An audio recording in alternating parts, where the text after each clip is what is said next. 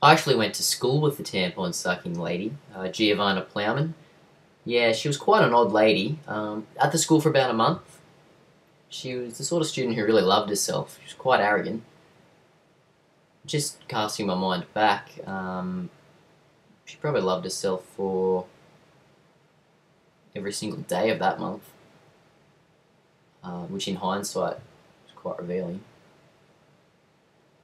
I remember one day at the start of lunch, she went into the girls' toilets for a few minutes.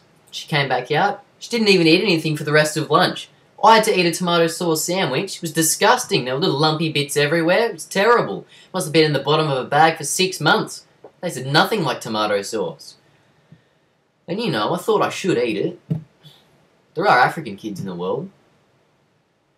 Not necessarily poor African kids, but, you know, there are African children in the world.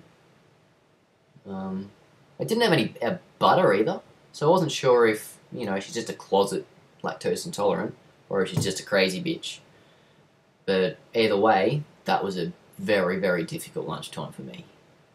And I did not eat any of her further tomato sauce sandwiches.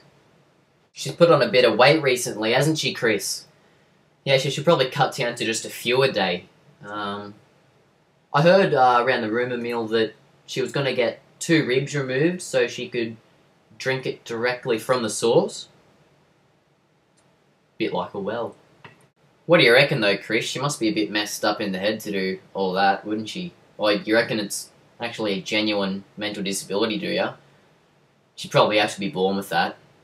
But I don't reckon it would have been Maybelline though.